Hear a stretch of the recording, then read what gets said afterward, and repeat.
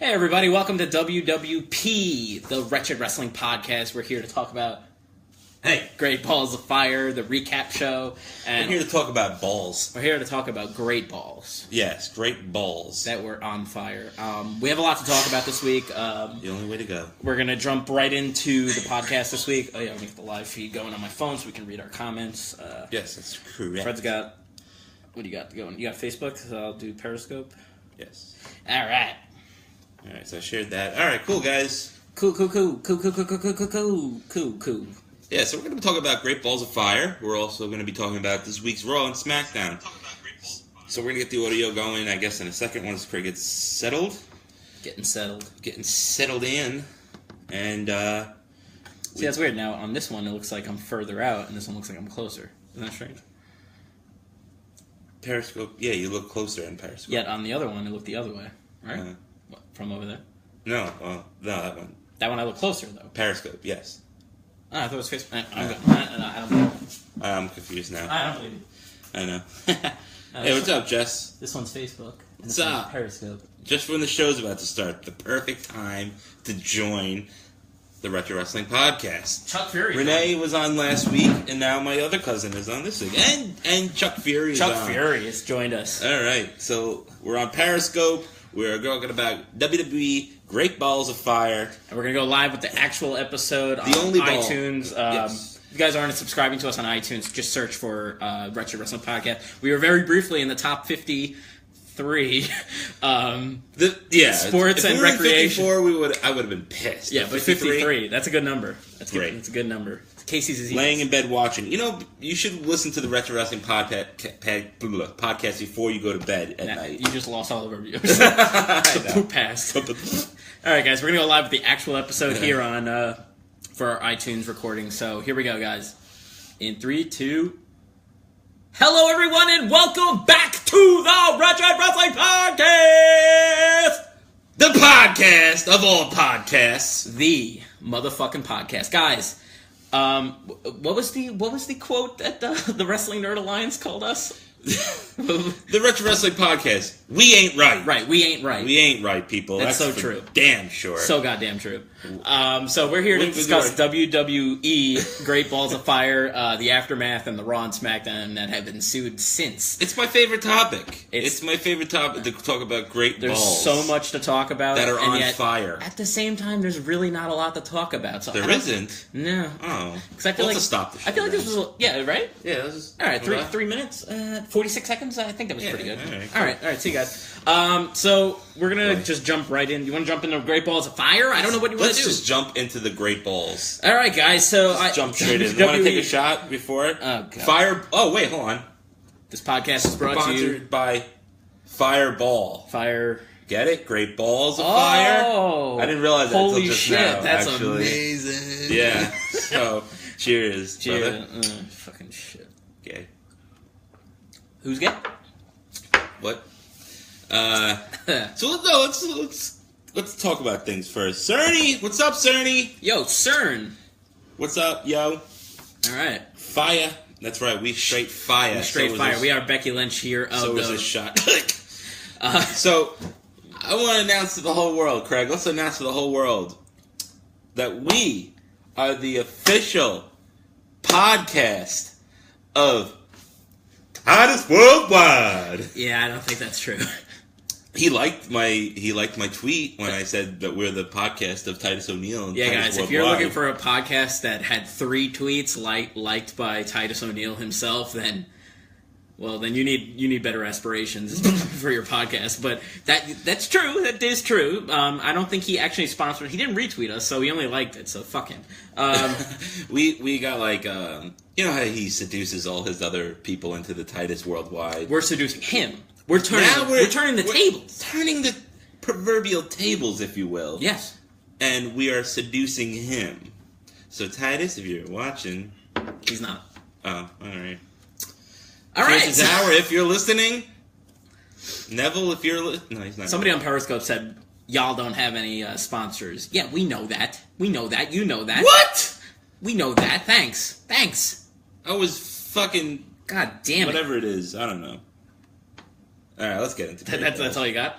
All right. I'm at a loss for words today. I actually didn't see this match because it was on the pre-show, but Neville defeated Akira Tozawa for the WWE Cruiserweight Champion to retain the title. I think we both said that was going to happen, so I'm not surprised at all. It looks like the program's going to continue, at least what's been going on Raw.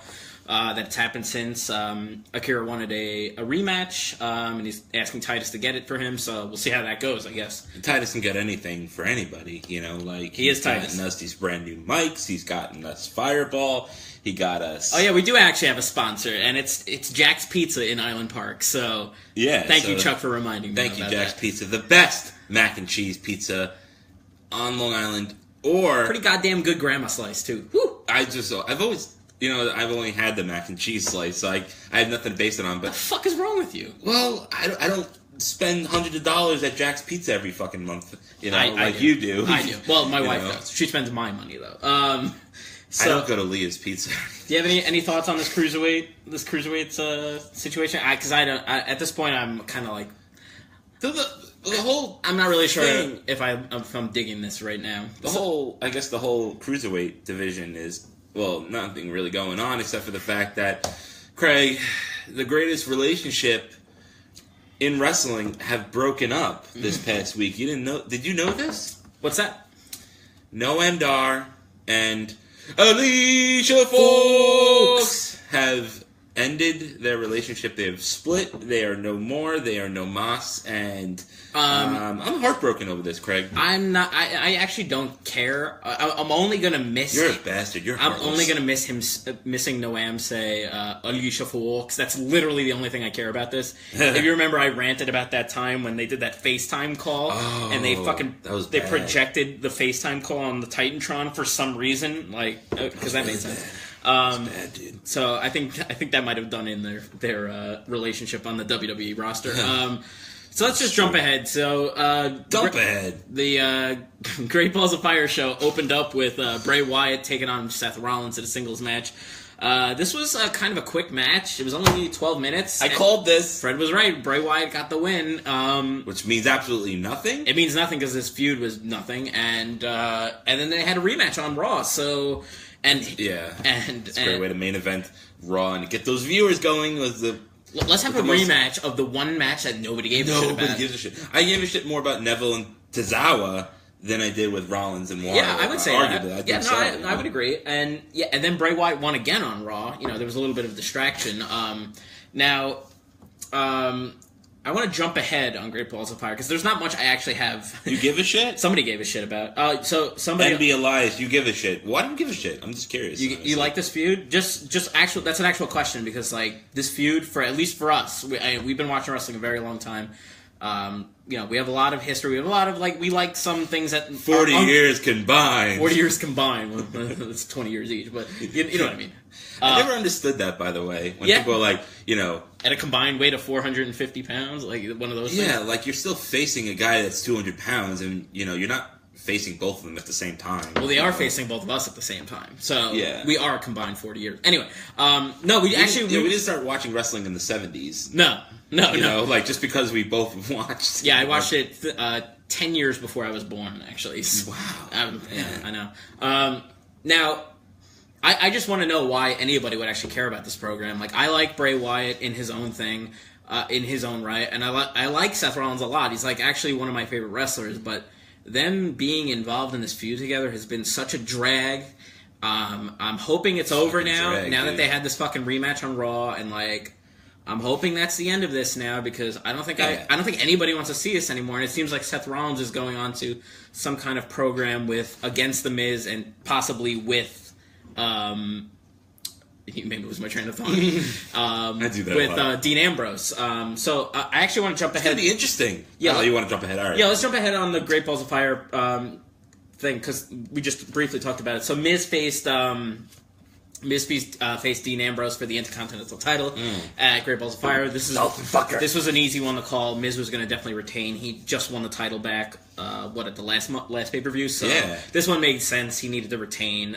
Dean Ambrose doesn't belong anywhere near the Intercontinental title anymore. With the Miztourage interference. Right. So now on Raw,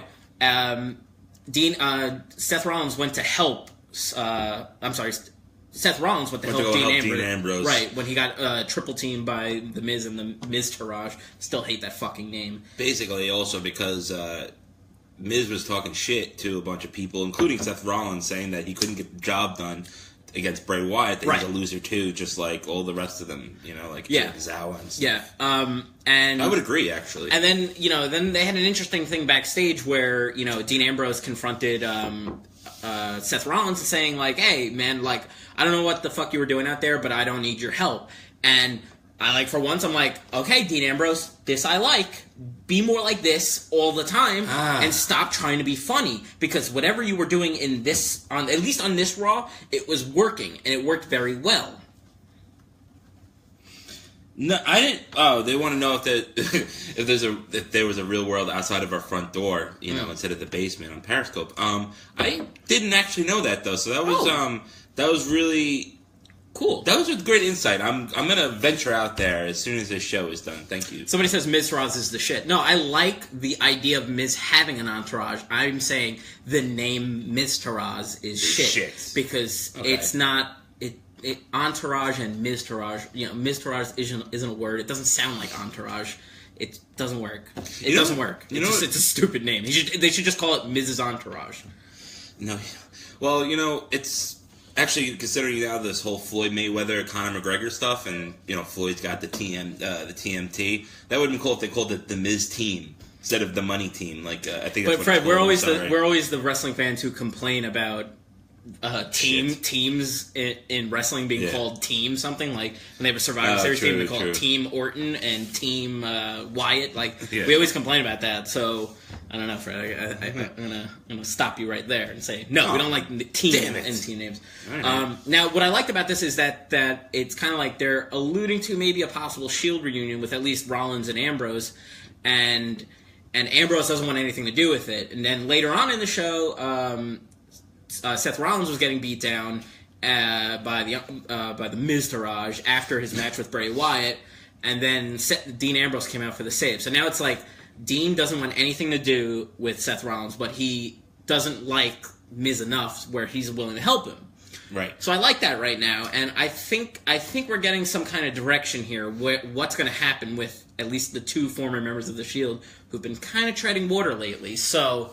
Do you think they'll probably feud together at some point? That's what I was kind of getting at. I was kind of getting at, like, at first, maybe they're going to reluctantly... Dean Ambrose says he's going to be... Yo, Jan, what's up? See you tomorrow, man. We'll see. I'm thinking Dean Ambrose is going to reluctantly align with Seth Rollins, even though he doesn't trust him because he turned on him in the Sheild.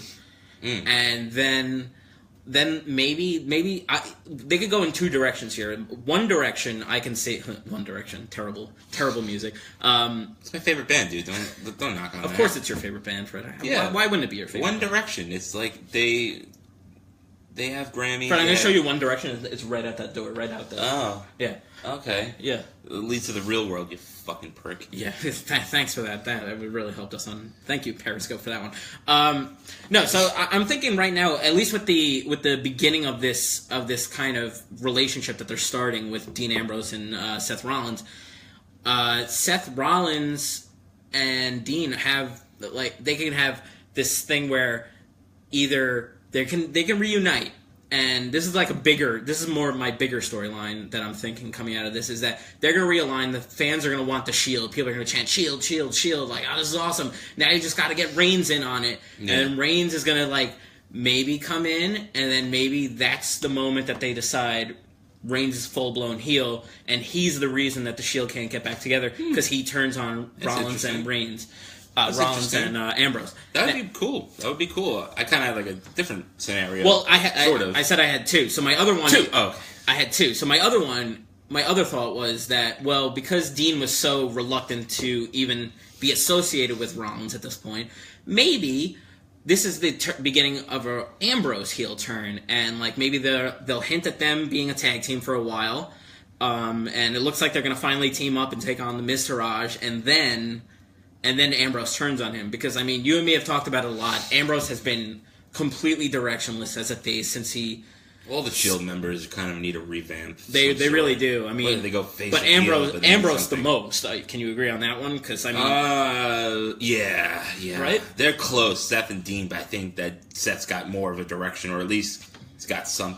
I don't know, prestige, from Triple H at least. Yeah. Fucking, he's losing to the Miz all the time. He's fucking joke, man. So I think ultimately that's what's going to come out of this. They're going to hint some kind of Shield thing, and either Dean Ambrose is going to turn heel and not let it happen, or they'll get two of them together, and then that'll be the big moment that Roman Reigns turns heel. So that's what I'm looking forward to. I don't know. This is all speculation on my behalf, but that's just the vibe I got from seeing their interaction backstage on Raw this past week. So what was you said you had some theories too? What was your theories? Josh, what's up? These fucking pipe dreams that'll ever turn Roman Reigns heel a factual. Well, I know it almost seems like it. I mean, that would be awesome. But I kind of was going a little bit towards in that direction of the second theory you had, where Dean does turn heel. Somebody on Periscope said that he thinks Kurt's going to reveal he has a relationship with Russia. That's very true. That could be it. Yeah, true that. Could be Russia. Dude, oh my god, Putin would be the best fucking heel. He is a heel. He's a badass, dude. He would be the fucking badass heel, man. I don't know. Yeah. Donald Trump. No, I got it. Sick. Yeah, so great. I don't know.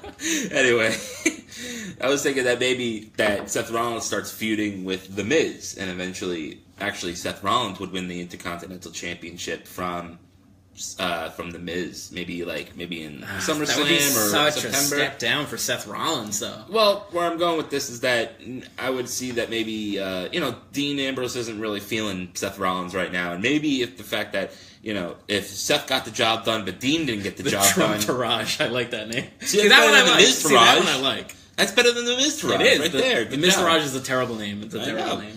The key to Cole. But Dean Ambrose would get mad that Seth Rollins got the job done. Besides, that he didn't get the job done and Seth did, and then maybe he'd turn on Seth. Oh, so your theory also is that Dean Ambrose turns heel? Yeah, right. It just went in a different direction. Basically, more like jealousy and revenge. I could see that. That could work as well. The other thing that I'm a little worried about is that they're doing so many teams breaking up at the exact same time. Like, okay, Golden Truth just broke up. Nobody gives a shit about them. But I mean, Enzo and Cass, the second most over tag team. I do drink Corona, Jan. Yeah, he does. Fred's drinking my Corona, actually. He didn't ask whose Corona it was. He just said drinking Corona, dude. Yeah, well, but I'm not in Corona. That'd be pretty cool if I drank Corona in Corona. He used his drink of choice is actually strawberry daiquiris. So I do love strawberry daiquiris. Like I always say, the more sugar in me, the better. The more white sugar. Pour it into my mouth. You really like white substance in your mouth, don't you? I do. It's super sweet. It tastes so good, and sometimes it's a little salty too. Sometimes it's a little salty. If you have a little salt on the rim, and then you eat, and stuff. Oh my lord! We're going off the rails immediately. This is where it is. Anytime that I have, Jan said, "Don't call him sugar," so don't call him sugar. Don't call me sugar. I mean, sugar is, like I said, put as much sugar into me as you want. I don't care who it is or where you're from. Just as long as I'm drinking sugar with you, that's fine. So strawberry daiquiris is where it's at, really. So you were saying, the Seth Rollins or something? Where am I? Oh, hey, Fred. Whoa, hey. Straight. You always gotta fucking say that. What, dude? Okay, nobody's arguing that you're not straight.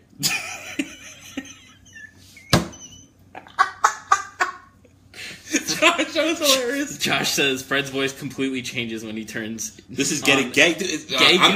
No. Let's get into great balls. Let's talk about balls more, and then we'll peace out, NB Elias. Yeah, peace out. Thanks for tuning in. Yeah. Well, listen. Let's just talk about great balls more, and then we'll get into anything else. Damn it, dude. What? That was the name of the pay-per-view. I can't help that. All right, fine. I'll give you that one. Yeah, sure.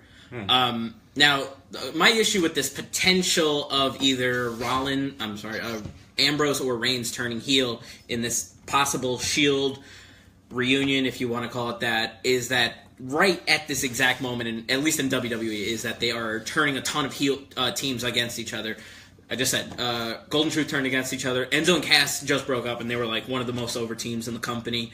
I still can't believe they broke up. I know. It's almost like the smart mark me is like so fucking satisfied for once. Like, it's almost like a fucking dream that this would happen. It's really good. Of course, there's more news to that, which of course is gonna fucking possibly ruin it. But anyway, no, they always ruin it somehow. Yeah, right? And now they're teasing that the Hype Bros are gonna break up. Like, that's the new tease. So it's like, it's getting to the point where it's like, fuck, stop breaking up tag teams, like, because now you're gonna have nobody left. They always do this. So like, I want them to do this Shield thing where one of them turns on somebody, but at the same time, I kind of don't want them to do it right now because they're kind of oversaturating the market with fucking teams breaking up. Yeah, not every fucking team, dude. Like, if Fashion Files break up, I might not watch a wrestling. The Breezango anymore. I might not watch wrestling anymore because that's the best fucking thing on. That's the best tag team in wrestling right now after the Hardys, I guess. That's true. They're always doing awesome things. Yeah, right. I'll talk about something in a minute when we get to the women's shit. But they're always doing awesome things. So we briefly talked about Enzo Cass. So we might as well go into their match. So predictably, there's not much to talk about. Right? It was Cass, 5 minutes long. Yeah, Cass really destroyed Enzo. As you know, that's kind of where it went. Now Enzo didn't appear the next night on Raw. And Big Cass cut a promo. I forget if he wrestled. He might have wrestled. But then Big Show confronted him. So I thought it was going to happen. You said that was going to happen at the pay-per-view. So it happened the next week. Yeah, it seemed like the logical feud. Enzo was being helped by the Big Show. There was some jealousy there. So right, and it seems like a good first feud for Enzo. Like, don't throw him in title matches yet and all this crazy shit. Don't let him face the big boys yet. Yeah. Like let's build, like Baron Corbin. Let it build slowly, so he'll get over properly. Unlike like Roman Reigns. Yeah, no, I totally agree. Like an Enzo. Not Enzo. I'm sorry, Big Cass. This is a great first feud for him. Yeah, definitely. A first feud in the post Enzo More era should be with somebody of his size to show he can beat somebody as big as he is. So that's a perfect feud for him. I'm assuming they'll wrestle at SummerSlam. I guess. I think that's the next Raw pay-per-view because the next SmackDown pay-per-view is Battleground. Battleground. I don't think there's anything else between those two, right? There's no Raw pay-per-view. No, the next one is Battleground. All right, so the next pay-per-view for Raw would be SummerSlam. So I like that, but Enzo didn't make an appearance. Now, of course, there's been news of stuff that's happened with Enzo and Cass where they both repeatedly have heat in WWE right now. Now, number one, I forgot about this. You have Enzo, who apparently got kicked off the plane or got kicked off a bus. You gotta lick it before you stick it. Exactly, you gotta lick it before you stick it. Like, that's what I say about envelopes and postage stamps. Is that all you say it about, Fred? Well, there's some other things, but Oh yeah, like listen, I don't want to kiss. Is candy bars? I love my candy bars. I love them. I like them, especially when they're stored in somebody named Corey's pants, right? You know what it is? Is like you don't want them to melt, but you want them to be like a little warm. Like a little warm candy bar. You know what they say? Or a big candy bar. Melts in your mouth, not in your hand. Exactly. I mean, that's the best way to eat a candy bar is with your mouth, of course. Like a Toblerone. Oh my god, dude, so big. And I can't wait to, maybe we'll have some candy bars later, Craig. I don't know if you. No. Oh, okay. No, you don't. Oh, okay. Well, no. All right. I'll have to. I'll eat something else, I guess. Eat some shit. Maybe. Do you have any pickles? Yeah, I got so many pickles. Or bratwurst or something. You got a pickle in your ass. So let's move ahead on the Great Balls of Fire recap. Sorry, we didn't finish with Enzo and Cass. So Cass has some heat backstage, apparently, because he's been sharing his political views, and apparently he's very pro-Trump, so he's been sharing his political views, and apparently that's given him a bad rep in the WWE locker room. But at the same time, Linda McMahon is a part of Trump's cabinet. So that's true. I didn't even think of that. It's like, how bad could it be if that's part of, if like what is she, the CEO? Oh, no, she's the secretary of the CFO, isn't she? Small business or some shit like that. No, I mean in WWE. Josh, help me out here. No, that's her role in Trump's cabinet. But what's her role in WWE again? Is she the CFO or something? Yeah, I forget. She used to be the CFO. Maybe, I don't know. Anyway, and then Enzo has some heat apparently with the. Apparently he's like just. Yeah, Linda is in the Trump garage actually. Yeah, Linda is in the Trump garage. And Enzo has some heat because he got kicked off a tour bus, and Roman Reigns had to be the guy who broke him up and made him leave the tour bus. So apparently he's like a loudmouth, which isn't a surprise because he is a loudmouth at least in character as well. So I don't know. I'm hoping they don't punish them because I feel like they've been one of the better parts of Raw right now, but at the same time, WWE loves punishing guys for doing stupid shit backstage, so... I know. We don't know. So hopefully, I mean, Enzo didn't appear this week. I'm assuming he was just selling the injuries. Yeah, I would assume there was nothing. I hope he resurfaces and maybe gets involved in this Big Show match. Maybe he accompanies Big Show to the match at SummerSlam. But yeah, let's move ahead on the card. Now, this might have been the match of the night, I want to say. The 30-man Iron Man match for the WWE Raw Tag Team titles, the Cesaro and Sheamus versus the Hardy Boys. I fucking loved this match, dude. I don't know about you, but I thought this was one of the best tag matches that at least WWE has given us in the last, I want to say 2 or 3 years. This was very, very solid. I love that they gave it 30 full minutes, and it told a good story, you know. Cesaro got like a quick pinfall 30 seconds in. No, I'm sorry, Sheamus got a quick one because Cesaro got in. It was like the Hardys were down 1-0 right off the get-go. I thought it was really good storytelling.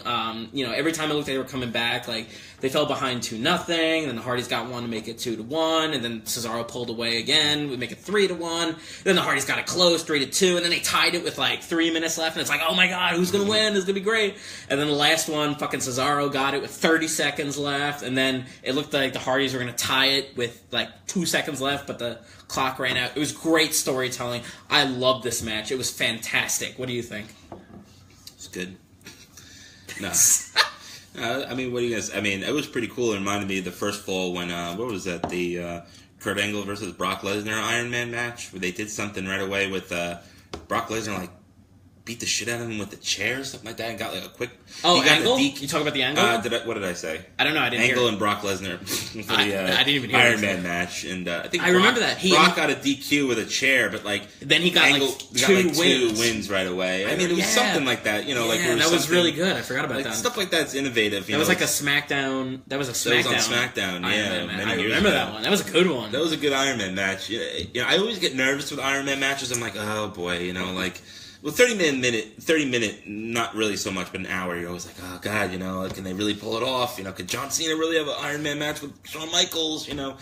But this was really good. I liked the beginning, like I said, with Cesaro, got the pinfall right away. That was a good way to get some good heat, everything like that. Right. I thought it was a little weird with the end, where it was kind of like, I felt like maybe the ending was off, where maybe, I mean, it could be just my perception, but like, where... It felt like something else was supposed to happen, but it's like, you know, they were in the middle of a move and then it just kind of like ended. I don't know, maybe. What do you mean with like the timing of how the match ended? The timing of it. Maybe I have to go back and watch it again. It's been like a week at this point. No, I thought it went pretty much as planned. They took Cesaro and Sheamus took the lead with 30 seconds left. And like made it 4-3, and then the Hardys like had a run to catch them, and like Cesaro was running around the ring. He got Jeff Hardy got him in the ring, hit a twist of fate with like 2 seconds left. Made the cover, got 1 count, 2 count, and it expired just as right after the second count, so he couldn't tie it. Renee Young, who the fuck cares about Renee? Talk about Renee Young. What about her? She's hot. She's okay. Really? Yeah. All right. They have some other hot... Their backstage announcers are... Charlie. Charlie is fucking... Oh my god, I love Charlie. I know. Not you, Chuck Fury. We do love you, Chuck Charles Fury. You are a sexy beast. Every Charles I know, every Chuck I know is fucking hot, you know? No, maybe not. Okay. So... Yeah, no, and then... I don't know if you caught this, but on the next night on Raw, the Hardys cut a promo and had this... Great. They kept referencing the broken gimmick, so I think it is coming at this point. Like, it's like Jeff Hardy said obsolete, Matt Hardy said delete. So they're definitely fucking hinting at it at this point. It was a little more subtle, like when they got interviewed the last couple of weeks, but this week they made it super obvious, and the crowd was like popping like crazy for every time they made the broken references. So. It's definitely going to come at some point. I guess they're close to a resolution with Global Force Wrestling. So speaking of like with tag teams and shit like that, how much more of the club looks like little bitches? Like not like they had the match with the Hardys, but then after the match, the Revival come out to beat up the Hardys, but they just walk down the ring and the club's like. Okay, like here you go. Go ahead, take them. Here, take them. Like they look like little bitches. Yeah. But then I guess that's going to be our new feud going into is the Hardys and the Revival. I'm so happy that the Revival are healthy again and they can fucking go because I love the fucking Revival, man. Say yeah. Yeah. You said say yeah, so I just say yeah. Yeah. Homo says what? What? Damn it. Every fucking time you talk, I just don't understand what you're saying. You speak very fast. I'm just saying. I have to say what and find out what you're saying. And you're every slow. fucking What can I say? I'm normal, I guess. You talk a lot, and I'm like to Nothing myself. normal. There's like when you're nothing talking, normal about you. Every time you talk, I'm like, what? And then you say whatever you're saying just now, and I say to myself, what, dude? So anyway, I'll forgive you this time, Craig. Cool. So that I'm actually intrigued by that program. I'm happy the Revival are back. I'm happy they're doing something. They're giving them something to do now because they were kind of thrown in with that. I'm special. Thank you, WNA. Fred is special. Fred's very special. The Wrestling Nerds Alliance know what's what. They know that I am a special boy. They know I'm good. They know I'm the best. They don't want none. They don't want none. We ain't right though. We ain't right. We definitely ain't right. And, I might be the moderator, and Fred's got problems. We just know it. We just know that. That's a fact. I got 99 problems. And all of them are gay. No. Let's move on to the Raw Women's Championship match. Sasha Banks took on Alexa Bliss. Now, this show was a little strange because I think I actually said it last week where they usually do this 50-50 booking. We got, heels win half the matches, faces win the other half. But this show was like 90% of the fucking heel teams winning. Bray Wyatt won, Neville won, Big Cass won, Sheamus and Cesaro won. Alexa technically lost, but she retained by countout. Miz won, Braun won. It's a fucking random. Like, all the heels won. Except for Heath Slater. Heath Slater, who had a fucking impromptu 2-minute match with Kurt Hawkins, which they didn't even show. The end of the match, you just heard ding, ding, ding. You remember that? So stupid. So weird. So, I don't know. Yeah, I mean, this made sense. We said it's too early for Sasha to win. It looks like now that they did... This past week on Raw, they did some tag match. Alexa and Nia versus Sasha and Bayley. And Bayley pinned Alexa this time. So that, they're kind of hinting that they might be doing a 4-way at SummerSlam at this point. I think that's where they're going with this. They always do they're always. Why would they have Bayley pin her then? That's what I'm good. That's what I'm trying to get at. Like, Bayley pinned her, kind of just says like, all right, now she's a contender again, but Sasha's still there because she didn't technically lose. She actually won, so she should still get another shot. And then Nia's there too, so you might as well make it a 4-way match that nobody wants to really see. I hate that that Alexa's always getting pinned or submitted and stuff like that. You know, and pretty much, and then on a pay-per-view. They do this all the time, though. Like, she started so strong, but I feel like she's just getting her ass kicked all the time now, or losing. They do this with the heel champions. I don't know, they get pinned on live TV all the time. You go like, ooh, the face won the match. I'm so happy. They might have a chance of winning. They could win at WrestleMania. And then they don't.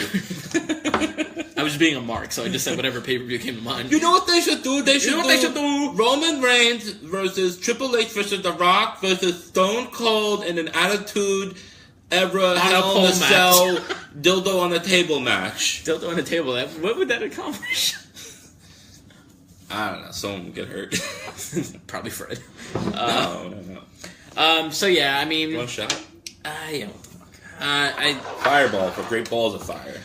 So, I mean, this match kind of was like a dud. It was like an 11-minute match. Who gives a shit? Sasha, they're gonna, they protected Sasha, and Alexa still retained her title, so they're gonna have another match. It'll probably be at SummerSlam. It'll probably be a fatal 4-way match. Maybe it's an elimination match. Who knows? And that's when I think Sasha will win. Maybe she'll pin. If it's a fatal 4-way match and it's not elimination, maybe she pins like Nia Jax, or maybe she pins Bayley. Maybe that gets the Bayley and Sasha Banks program going, because that's where they're going with this. That's totally where they're going with this. They're totally playing up the Bayley and Sasha Banks buddy angle right now. And, so that's Alexa Sasha dildo on a table SummerSlam. Dude, that is fucking money right there. That is money. That is money. We know money, apparently. People think we don't know money on Twitter, but we know money. We know money, motherfucker. I really thought that they were like maybe this week or maybe next week. I thought they were maybe going to do Sasha Banks versus Alexa. You know how they love to put the belt on Sasha out of Raw, and I thought they were really going with the Sasha versus Bayley feud going into SummerSlam. There's probably about a month and a half left to go, so it looks like they're not really going in that direction now, unfortunately. Somebody on Twitter just said the pay-per-view was terrible. It had its moments. I thought the tag match was good. The ambulance match was also good, and the main event was short, but I thought it told a good story. For a 6-minute match, it told a good story. But to each his own. We talked about The Miz and Dean Ambrose already, so let's just jump ahead to the ambulance match, because this match probably had the biggest storyline going in. I also called this right. What'd you call right about this? Braun won, baby. Oh, yeah, you were right. I said Roman, right. Well, I mean, you were right, but then at the same time, you were also saying that Braun was definitely going to get a world title shot at SummerSlam, and, we don't know yet, technically. Well, no, we don't know yet, but, I mean, at this point, he's either going to get he's either not going to be in a main event at all at SummerSlam, or he's going to be in some, mixed man match with, 4 guys in it. Because after the match, after Braun Strowman beat him, Roman Reigns fucking snapped and fucking killed him. And now this was actually... This was real... Go ahead. No, you go what you said. No, I mean, this was a little, at least when I was watching this, because usually I watch pay-per-views with Fred, and we kind of, bounce each other's ideas off each other while it's happening, but I watched this one by myself, and Braun... at least how the announcers portrayed it, they made it seem almost like, what the fuck is Roman Reigns doing? He lost the match. I mean, Braun Strowman didn't cheat. I mean, it's a no disqualification match, an ambulance match. And he lost fair and square. Braun won fair and square. So yeah, it's not like he cheated or he cost Roman anything. He won fair and square. He won for the spear and he moved out of the way, and closed the doors, and that was the end of the match. Perfectly was fine, And Roman Reigns snapped and basically tried to murder him. Now, you could say that's like when Austin used to drive over people's fucking limos, and Triple H was in the car, and blowing up the DX Express.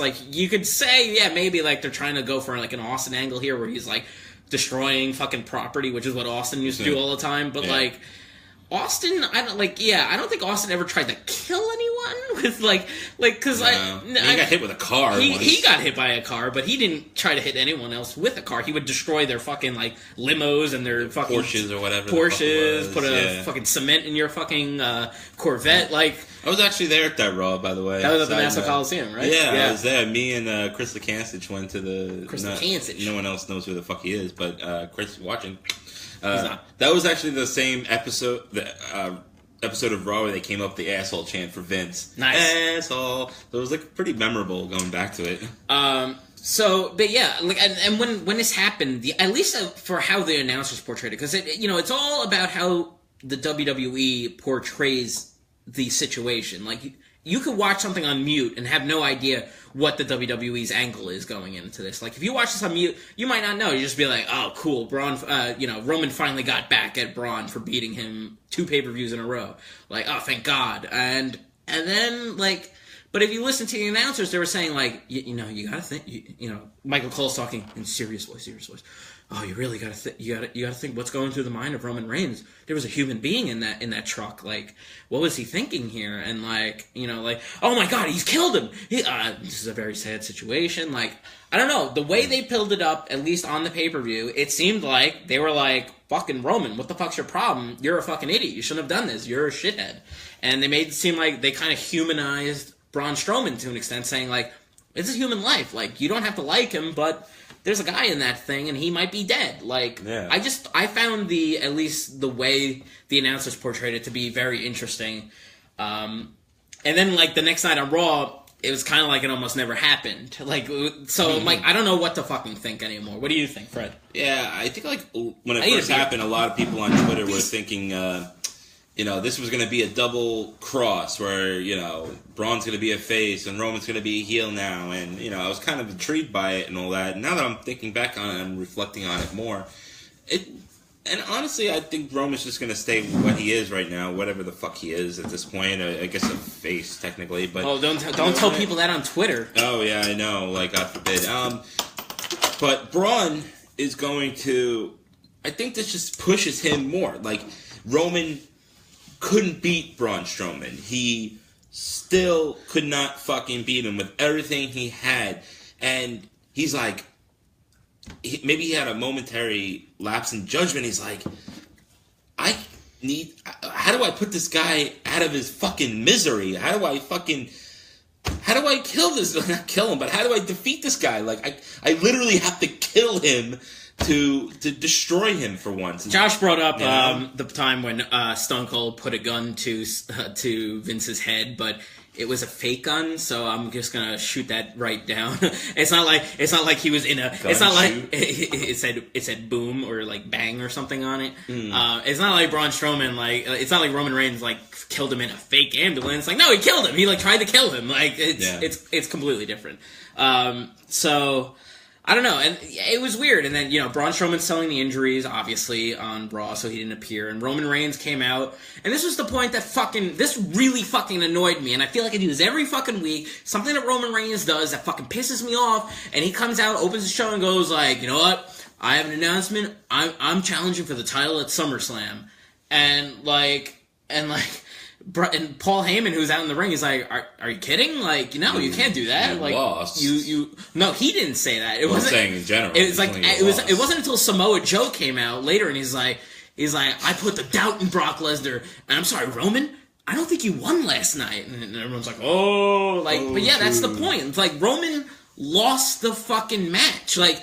That'd be like you're watching the fucking World Series. Let's say last year the Cubs and the Indians, Game 7, the Cubs win, and then after the game, the Cubs are celebrating on the field, and the Indians kill them. They don't just declare the Indians the world champions because they killed the fucking Cubs. That's not how it works. So I don't understand the logic of having Roman come out and making it seem like, oh hey, Roman's gonna be the number one contender for fucking Brock's title. Like I know that's not what ended up happening. They're having a number one contenders match this week on Raw between Joe and Roman, but I mean the fact that Roman came out and declared he wanted a world title shot at SummerSlam, it makes him seem fucking delusional. Like he fucking lost. He lost, and then he killed the guy who beat him and who should be the number one contender. So like it is kind of a fucking heel tendency of him to say something like that, but at the same time the announcers are just playing it up like, it's Roman being Roman. Like he's not fucking Manny Ramirez. I'm sorry, Fred.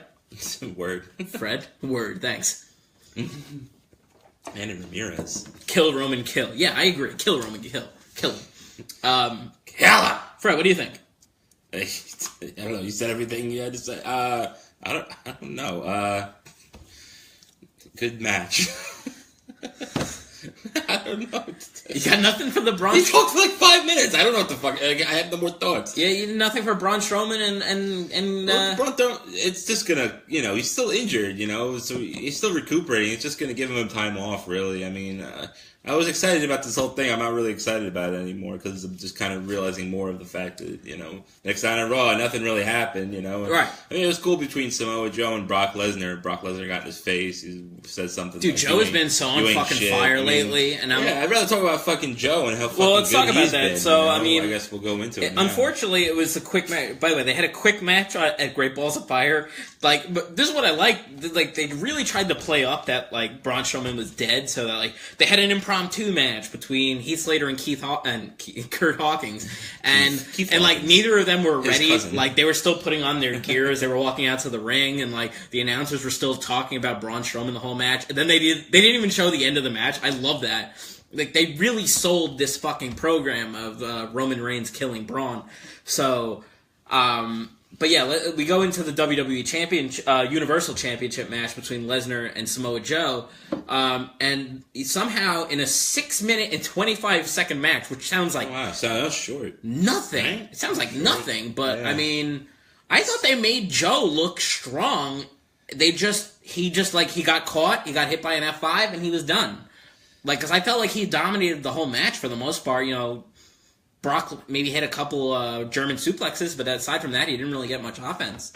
Yeah, most of them, because he got put through a table and then put in the ring. So that was probably like a minute or so of match, and then they ring the bell. So I guess the official time is technically 6 minutes. So it felt like a longer match. I can't believe it was that much. I mean, Joe put on a great performance here. Yeah, Josh made a good point. He said Braun's going to interfere in the number one contenders match, and they'll make it a fatal four-way. That's kind of what I thought. Idea. That's kind of what I thought they were going to do too. I'm actually excited for the match for Joe versus Roman Reigns. I know we've seen the match before, but it's got more of a stipulation. I don't know why. And Joe's over more, so it's just going to be more exciting. I don't know why, but like I'm getting the feeling that like if they do that fatal four-way match at SummerSlam, I don't know why. I just have a feeling they might put the title on Joe. Just to fucking change it up, and like, I mean, they're gonna be in Brooklyn. They've been in Brooklyn the last 3 years for SummerSlam now, and they always try to have like some kind of memorable moment in Brooklyn, whether it's at the NXT show or at SummerSlam.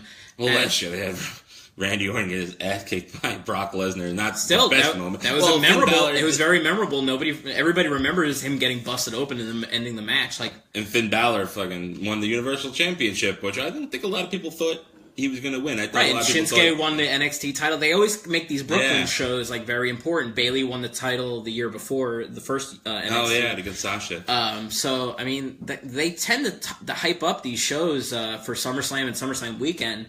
It's not out of the question at this point. Yeah, I mean, like, and would Roman Reigns winning in Brooklyn be a moment? I don't think so. I think that would be a terrible move because the crowd will shit all over that, especially in New York. And Lesnar retaining the title, that wouldn't be that significant.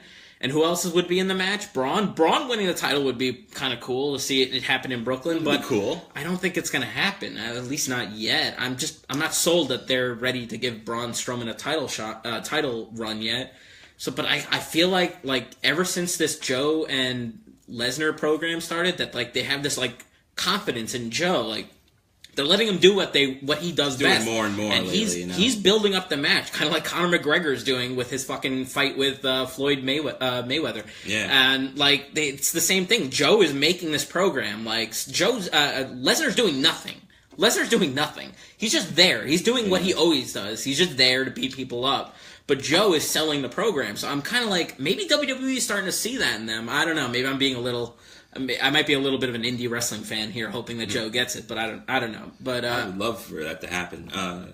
But I would love to see Braun Strowman as the Universal Champion and just fucking wreak havoc on. No, I would love that on the roster. And really, if their game plan is really still for Brock Lesnar versus Roman Reigns at WrestleMania, which I still think that's going to happen. Honestly, it could still happen. But I don't see what other fucking main event match they can really have. But does SummerSlam have to affect WrestleMania that much?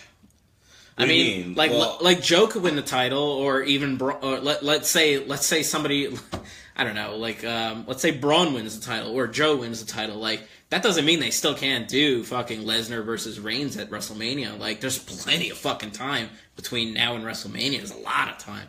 Like, he could win the title now and then, win it back at the Rumble, or, and then set it up there, and then one of the other two win the Rumble. I think the game plan I'm saying is that Roman Reigns is going to take the title off of Braun Strowman, if that was the case. I think that would work too. Roman, I know, a lot of people don't like him. A lot of people do like him. I still, WWE, Braun or Roman? Roman, everyone's still high up on him, the WWE, fucking, Vince and all that. But I still think that they see their moment going to be Braun Strowman losing to Roman Reigns getting that huge final victory over him.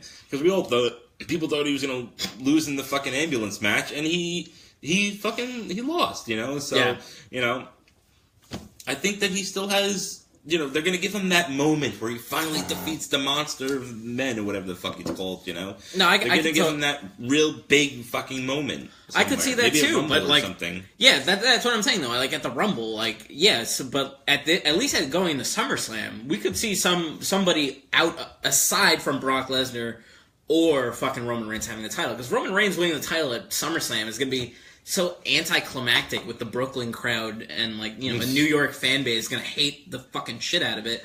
And even Brock Lesnar retaining would be kind of boring as well. So if they do this fatal four-way, it almost has to go to Joe or Braun just to give it a moment, and then then it brings the title back on TV again, because like the title being on Brock has been terrible. I mean, it happened at WrestleMania. We're gonna be at the end of summer when this thing is gonna fucking finally end. Hopefully, if he drops the title at SummerSlam. So I don't know. So there's a couple other news items. That's pretty much it for Great Balls of Fire. We just found out earlier today that Talking Smack has been canceled. The post game, the post show, post game to Raw show, which is surprising. I don't know why really, and we looked it up, and pretty much the reason is like, they gave a very corporate answer. Yeah, like a non-answer. We did our research and viewership. The typical bullshit answer to why they're canceling it. Basically, they just want to cancel it. Someone enlighten me. I don't have a fucking reason for it. They're keeping Raw Talk, and they're keeping Talking Smack for pay-per-views only. And they always do Talking Smack on the network. It's not like they're doing it on USA, where USA wants to put on fucking Burn Notice 2.0 or some bullshit like that. Whatever the fuck it's called. Yeah, no, it's a show. Or what was that show back in the day that always follows Raw? It was like Nikita Walker, Texas Ranger, wasn't it? No, but it was like this Russian girl. It was like Nikita something. Yeah, what the fuck was that show? Somebody help us out here. Nikita. Back in the Attitude Era, whoever watched it. Yeah, Walker, Texas Ranger was ended right before Raw started, and then what? Silk Stockings? That was actually one of them. That was one of them. Yeah, Thank you, Wrestling Nerds Alliance. There's like this girl that was like a La Femme Nikita. Thank you. Yes. Thank you, WNA. Of course. Our buddies at WNA. La Femme Nikita. That is stuck. Well, obviously, plug them up. Wrestling Nerds Alliance podcast. Watch them instead of us. Watch them. Watch us more and then watch them. Watch us more than them a little bit. They're good. We love you guys. I can't do that. I'm a guy. I can't do that. What is that? I love you. And WNA, I love you. I love you so much. Xena Warrior Princess was another one. That is another one. I do remember Xena Warrior Princess. Wasn't Mortal Kombat the television show on after Raw too? Sometimes remember that? Remember that fucking terrible show? It's a terrible movie. Yes, the Femme Nikita or Silk Stockings. Yeah, Silk Stockings. Silk Stockings. I'm like, it's like Sally Sore Sheet. Anybody remember when Mr. Robot was the show that debuted right after Raw that one year? That's the only reason I watched that show, and I'm so fucking happy I watched that because that was fucking fantastic. They actually had something right on that. I know, they actually had something good on the USA Network. USA has like the worst fucking, like, I don't know who has They've the worst gotten a lot programming. better. They've gotten a lot better lately. Yeah, but I'm talking about like 2000s, 90s. Who had the worst programming? TBS, USA Network, TBS, or TNT? No, I'll give you this. TBS always played Back to the Future on reruns, so they get a pass from me 100% of the way. TNT is goddamn terrible. It's still terrible. Turner Network. What the hell is it called? The Nashville. No, what the fuck? I don't know. Then there was that was TNN. TNN, the Nashville Network, which became Spike TV. TNT. What was TNT called? What was the Turner Network Television? Turner Network. There we go. Yeah. And then there was Turner Broadcasting. The only thing I liked about TBS is that on 6:05 p.m. every Saturday night, they had Saturday Night... TBS is great now. WCW. TBS is good now, though. But TNT, is anything on TNT besides, like, NBA playoffs? What's on there? I have no idea. USA Network is better than TNT. Like the Braves. The Braves. Remember when people cared about the Braves? Oh, yeah. Oh, 90s Dynasty that won one fucking title. Great. Greg Maddox. That was him, right? 96 world champions beat you, bitch. That's true. And 99. As good as the Braves were, the Yankees were always better. Yeah, they were always better. So fuck you, Atlanta. I love that to have the Mets always, like, never could beat the Braves, but then the Yankees would come to town and it would fucking kill them. Peace! Wade Boggs, Tito Martinez. Greg Myers is like, oh man, they broke my glasses. My name is Edgardo Alfonso. I can't take a ball out to the infield. Ray Ordonez. Is Cerny still watching? Cerny, are you still with us? Cerny! No? You there? John Franco. Benny Agbayani. The Mets had the fucking worst players and the worst names. Olerud. John Olerud! Who was that? Bobby Bonilla, he was on there. Bobby Bonilla, they are still paying. Still paying. Oh, yeah. Like, $1 to $2 million a year until, like, I'm gonna be 50. And I'm 30 now, so that's fucking crazy. 31. He really hit the jackpot, man. Yeah. Fuck Mets. Josh is saying TNT had Thunder in Paradise starring Hulk Hogan. So, yeah, you're just proving our point that they had terrible programming. Yes. And they still have terrible programming. Terrible. They're all terrible. They're all terrible. They're all from Chicago. They're all bad hombres. They're all Chicago. It's a war zone. Sad. Very sad. Right after war. Right after Raw is the war zone. I mean, I'm a little surprised that Talking Smack was canceled. I mean, especially because... It is kind of odd. Yeah, we're talking about Talking Smack. I know, we've been on for a while. They should go on TNT. Right after Back to the Future. They should go on WWP 11. And it was just weird because, like, I felt like at least of all the post-show events that they would produce, at least on the network, Talking Smack was the only one that anyone ever talked about. And then you have fucking Raw Talk, which goes on right after 3 excruciating hours of Monday Night Raw. Oy. And they didn't cancel that one as far as I'm concerned. And I don't think anybody has ever talked about Raw Talk ever. I don't remember one person ever mentioning anything good coming out of Raw Talk, and yet Talking Smack has had so many good segments. I never watched it. I'll say that. I'll never watch it, but I always caught the fucking... I always watched it. Fred watched it. I love it. I'm so pissed that it's gone. But they always showed the clips on YouTube, so I was always, like, well aware of, like, the good things that happened. I skipped the ones that were, irrelevant. The Miz made his fucking face on Talking Smack when he was on SmackDown. Yeah. So this is kind of like this is a weird move on WWE's part. I mean, of all the shows to cancel, you cancel that? Why don't you cancel Superstars? Nobody watches Superstars. Like, nobody watches or Superstars, Main Event. One of the two of them. I don't know. 205 Live. I still don't know how that's on TV. I'm sure the wrestling is great, guys. I'm sure. Probably. But at this point, you have 3 hours of Raw, 2 hours of SmackDown. If you like wrestling enough, you'll watch NXT. And then, and then what? And then I'm going to watch fucking jobbers wrestle on, what is it? Is it Main Event or Superstars that are still around? I know one of them was canceled. Main Event. Main Event is still around. Yeah. I don't fucking care. Yeah, but, you know what I liked about Talking Smack the most was that it had Daniel Bryan on it, who's the general manager, right? He's the general manager. Yeah, so, it always was cool that, like, people like Alexa Bliss, The Miz, they were always kind of like, they'd always talk shit, but Daniel Bryan would like put them back down to earth. Be like, well, you didn't really win fair and square. You won by cheating. Remember that one? Alexa Bliss would be like, I'm still the best, blah, blah, blah. He's like, well, you're really not. WNA has a great suggestion. They should combine and just move the the 205 Live talent. Move the 205 talent to NXT, combine those, make it one show, NXT 205, what are the Cruiserweights doing on their own show on the network that no one's watching anyway? And then bring back Talking Smack in its place. That's what they should do. That's 100% what they should do. I totally agree, WNA. Cedric Alexander, I think it was on SmackDown. They had a backstage thing where they had him talking and they had the 205 Live background on the fucking... whatever, in the background, obviously. And he was talking about how he used to date Alicia Fox, and she's obsessed with him or something like that, and she keeps trying to get back with him because she's fucking crazy. And the way he talked, he's yeah, she's trying to get back with me, and it's really... he was so unenthusiastic about it. I'm like, that represented 205 Live just right there. 100%, right on the dot. He's not even fucking excited for it. He's on the show. He's on the show. That actually reminds me. So you know how 205 Live goes live exactly the minute that SmackDown ends, right? So they always do this 2-second promo with one of the guys on 205 Live who's going to fight later on the show during SmackDown. Right. And it's always somebody going it's Brian Kendrick or fucking Cedric Alexander he's like, yo, so later on 205 Live tonight, I'm going to wrestle. And I listen to it, I'm like, could I give any less of a fuck than you do? No, I can't. So I ain't watching that shit.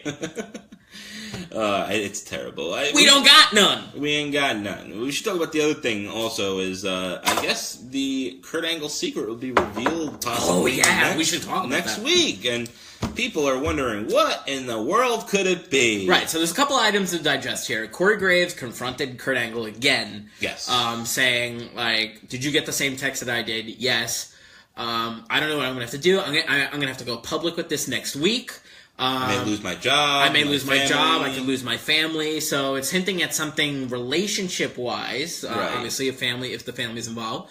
And then at the end of the show, right after the Seth Rollins Bray Wyatt match, they went back to Kurt Angle backstage on the phone with some mystery person saying, all right, so I'll see you at Raw next week, and we'll nothing to be ashamed of. Nothing to be ashamed of. We'll go public with it. And then he closed it with "I love you." Now that's like obviously it's some kind of love interest, so it's some kind of woman wressler. Or woman talent in WWE, or possibly GFW, if you believe the dirt sheets. So we have a lot to think. We have a lot of things to go here. So I mean, a lot of people have been saying it's Shelton Benjamin. I don't know how that's possible. I mean, he was in Team Angle, but I mean, yeah, but they ain't no stopping him now. Why? So like that, there is a chance. There's no stopping him. Nah. Yeah, like every time instead of saying now, I say nah, because that's clearly like professional talking, you know. Maybe it's Big Mama. Big Mama. Oh, Big Mama. Remember Big Mama? I was a big fan of Big Mama. I know you were a big fan of Big Mama. I do. In like that stupid way, like where I'm big fan of Titus Worldwide. It's so bad that it's good, right? Yeah, like Titus Worldwide. Like I'm the Titus and Rusev feud. You know, like we were the only fans of that fucking thing. You know, a Putin. Yeah, dude. What about Charlie Haas? No Charlie Haas? Where's Charlie? Where's Jackie Gaeta? Yeah, what come on, people. You know, people.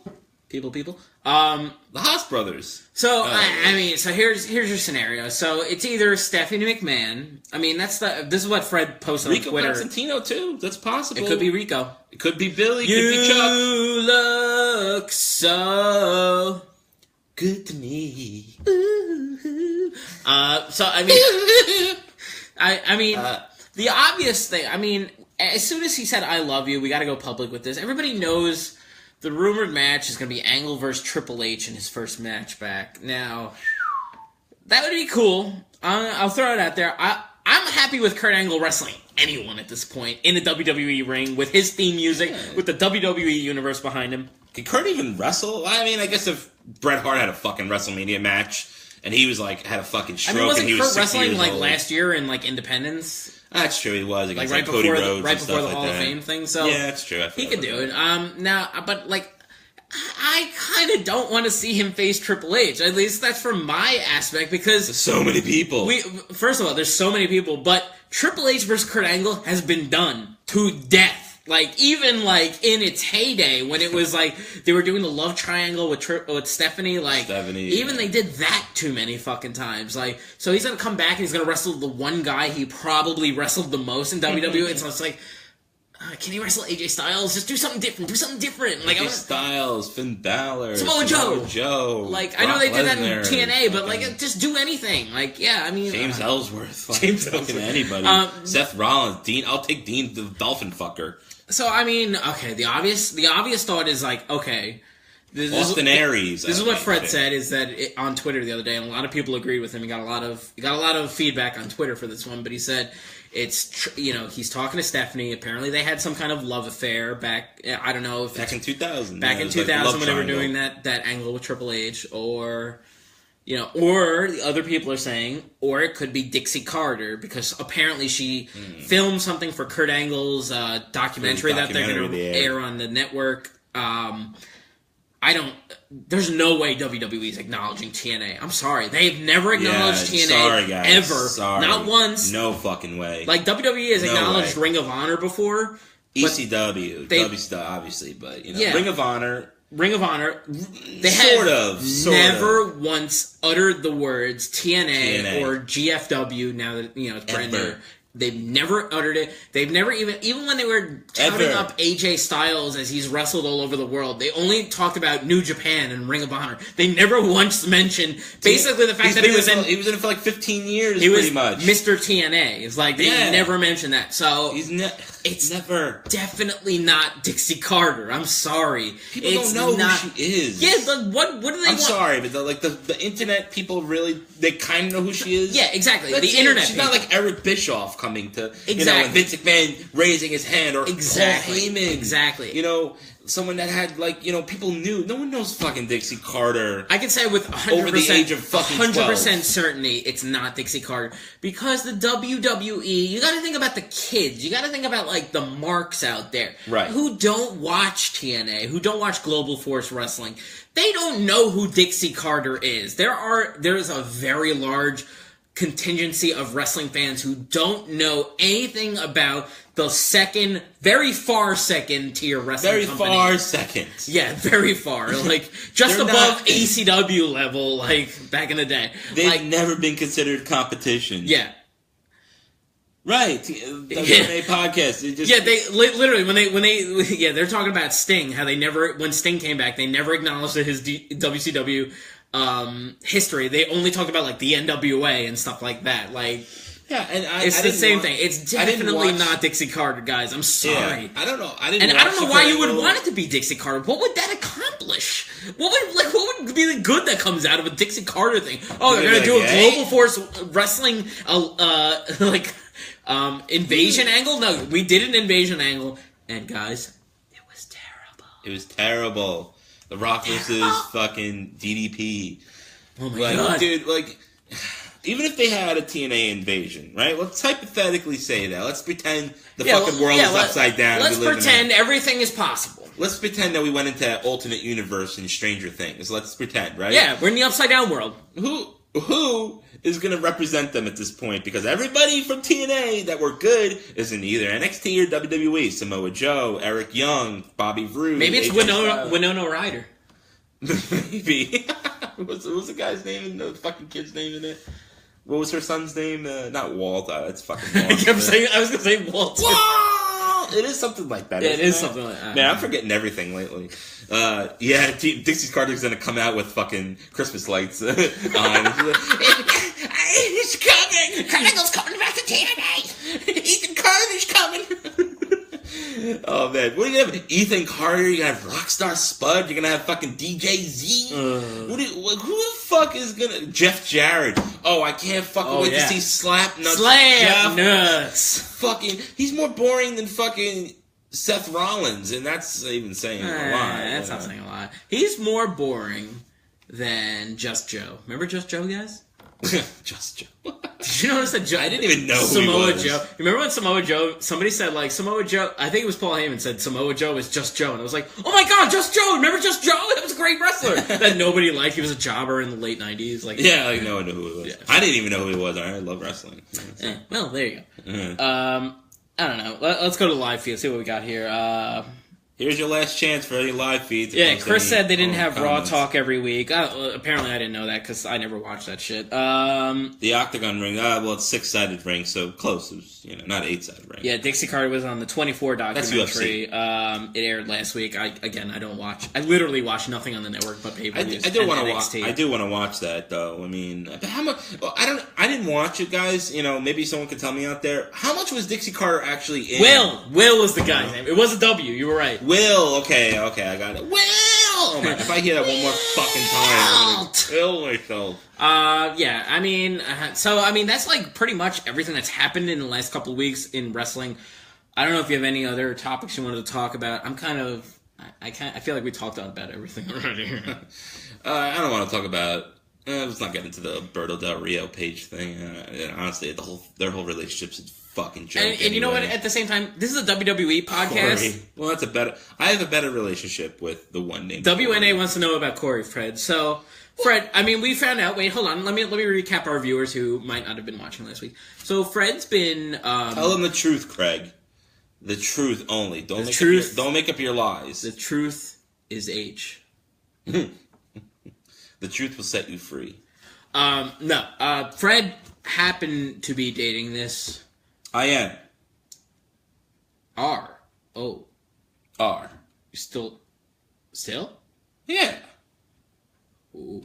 Things happen, but let's not pretend that, I'm a forgiving person. We explained everything. And you know what? My relationship is back on track.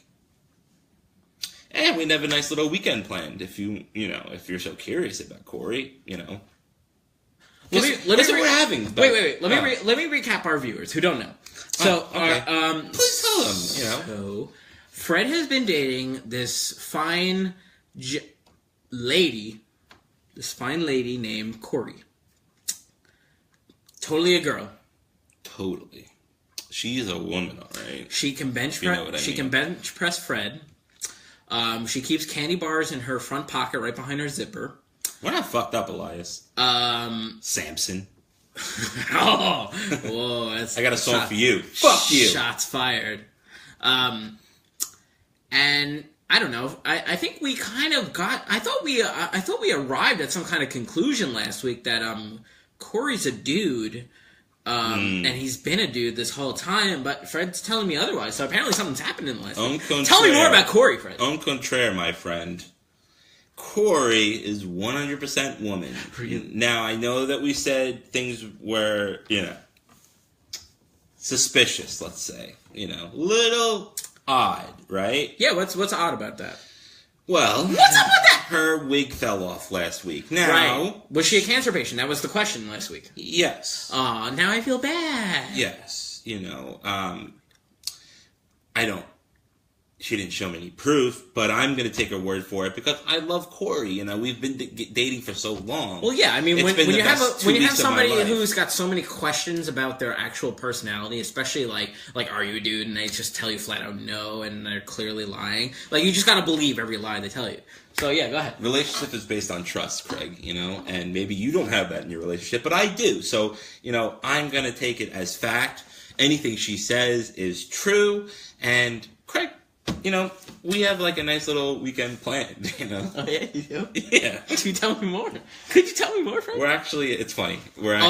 Good. I'm glad it's funny. No, we're funny. She's funny. She's so funny. But we're having... Does she have a good belly laugh? Belly laugh? You know what I mean? Like really... She chuckles? Like a real guttural laugh. Like... Guttural laugh. Not like a tee-hee-hee, but like one of those things. Oh, when I snap off a quick joke like that, sometimes she's like... Oh, yeah. She's got a real guttural. Yeah. I like that word. So, no, we have a nice Saturday planned, basically. We're big movie fans, Craig, So, and her favorite actor... And I like him too, is Robin Williams. Him? Yeah, an actor named Robin Williams. You remember him. Rest in peace. We're going to watch our favorite movies. Oh, yeah. Robin Williams movies. Oh, is it Hook? No. Oh, is it? No. Oh, wait, I think I know what it is. What? It's Aladdin. Close. Close. See, my favorite Robin Williams movie is... Patches? About cancer patients? Oh, that actually would have been good. Maybe we'll throw that one in the docket.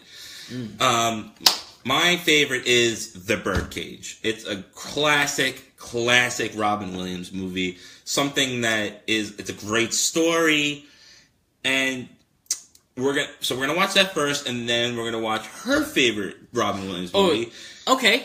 What's her favorite? Mrs. Doubtfire. And I totally see why. It's a hilarious movie. I mean, it's a man dressed up as a woman. I mean, you can't write that. Well, you can write it technically. But, I mean, it's such a funny movie. And she said that it's been her favorite movie for so long that, I want to enjoy that situation with her, So that's it. The Birdcage and... Mrs. Doubtfire. And it's gonna be a great weekend. Okay. And I know you're having a little shindig tomorrow, and I may actually bring Corey. If that's okay. I mean if significant others are allowed. I'm sorry, I didn't tell you. I had no plus ones. I'm sorry, I didn't. Really? I'm sorry. Oh. No plus one. Fred, I have a question. You remember a couple weeks ago we were talking about you were gonna go to that what was it? It was the drag bar that you went to.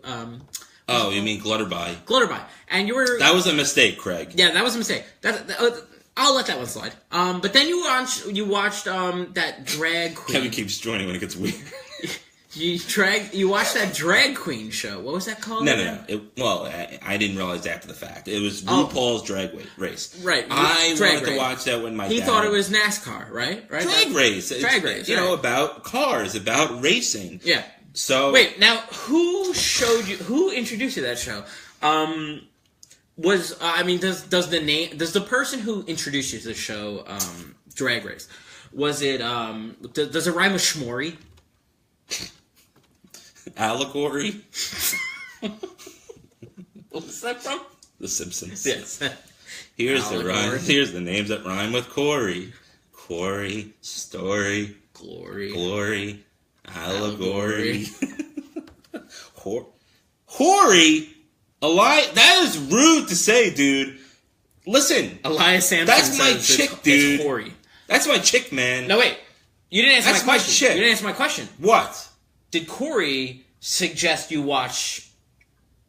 It was on her DVR, so I'm like, dude, let's watch. So, Fred, let me get this straight.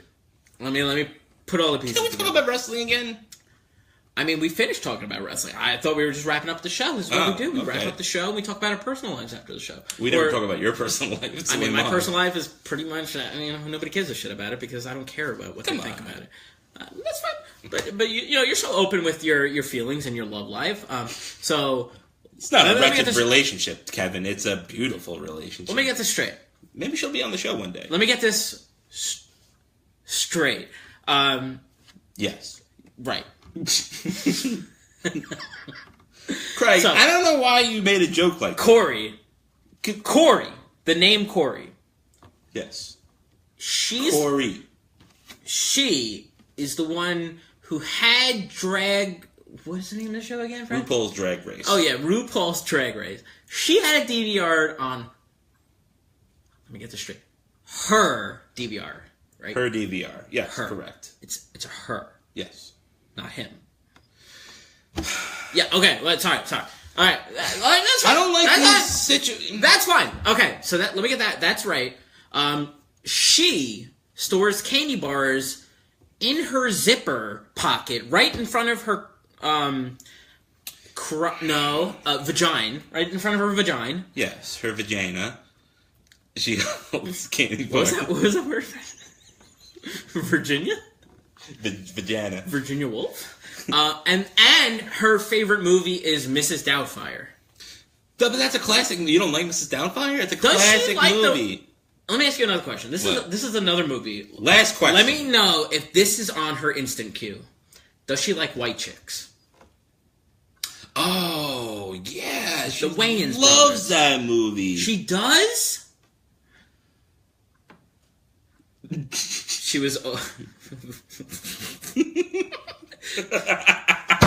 We're getting comments on Twitter and Periscope. So Fred, white chicks, she does like white chicks, right?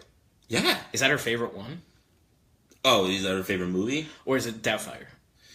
Doubtfire first, because it was like, you know what she loved about the movie was that it like lasted the whole movie. Robin Williams conned the family the whole time. Now, don't you want to know how I knew that White Chicks was in her instant queue? Like, don't you want to know? Like, take a lucky guess. Is a leap of faith. I'm going to say this, Fred. She liked shows and movies. Yeah. I don't know what's so funny. She liked shows and movies about dudes dressing up as chicks. I could see. How do you not see the full fucking picture here? It's a funny coincidence. Yes, I got that, Craig. Does it seem strange? Yes. Does it seem weird? Of course. But listen. All right, I got a new project for you. I got a new one for you. Now what? Make her watch Raw and SmackDown each week. Okay. I bet you, Fred, $100 her two favorite wrestlers will be Goldust and Tyler Breeze, only if he dresses up like a woman. Tanae Young. That's very specific. Right? All right, Craig, the bet is on. The bet is on? The bet is on. Bet is on. $100 on the line. I guarantee you her favorite wrestler will be either Brock Lesnar or Seth Rollins. Ooh, see, Seth Rollins, that's a believable one. I like how you have faith in the fact that it's definitely not a dude when it totally is Kevin, a dude. she's going to want to dress me up. Well, you know, we're going to my cousin's wedding in a few weeks, so she's going to dress me up in a nice suit. I'm going to introduce her to my family at that point. Nothing is going to go wrong. It's going to be perfect. Josh says Corey is Kurt Angle in a wig and Fred's heading to Raw this week. Are you going to Raw this week? What the hell? What the hell? Great voice, Fred. Totally believable. I'm going to end with this. If there's one... I'm sick of this, Kurt. I'm sick of being... I'm sick of the suspicion, the allegations towards me.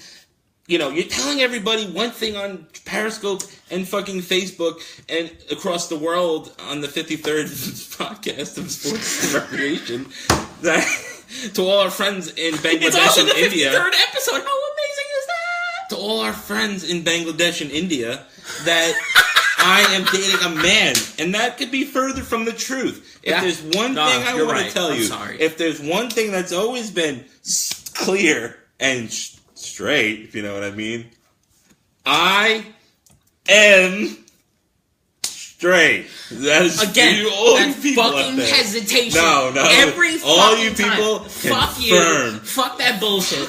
Fuck that bullshit. You just did the same thing you do every fucking goddamn week. I have a speech impediment. Speech impediment. But everything else we talk about in the podcast, you're fine. But when it says straight, it's like, Fred, can you just say the word gay? Gay. No problem whatsoever. True. Wait. What? Wait. What'd you say true for? No. I didn't mean that. I meant, like, I said the word true. Like, right after. I didn't mean... I'm gonna go. I'm gonna go. Are you tricking... Don't... No. Shh.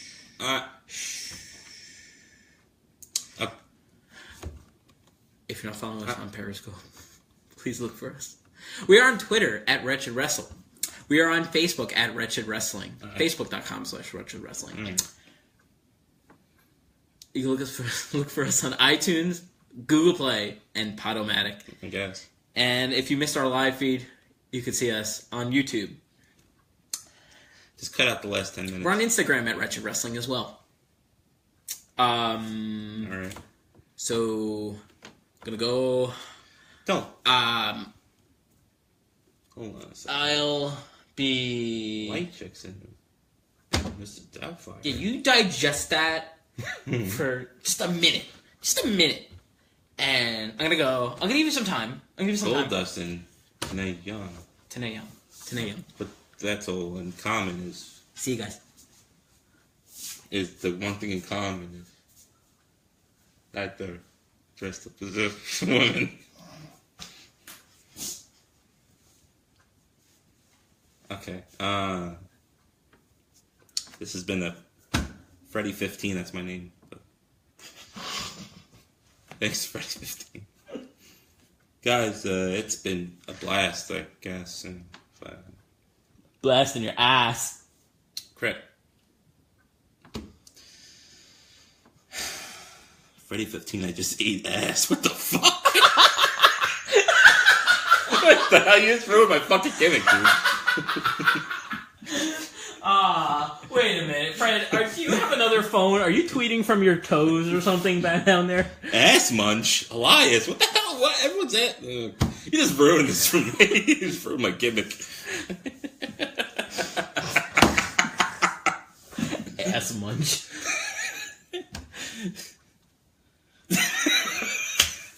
Freddy 15 apparently just ate ass. He's very serious about that. I don't know why I'm talking about this still.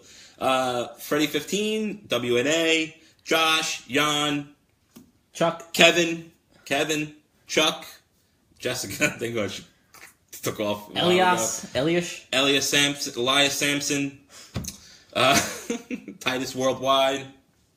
Peace out, homies. We'll see you next week, or I guess hopefully I will. I'm a Corey, I guess.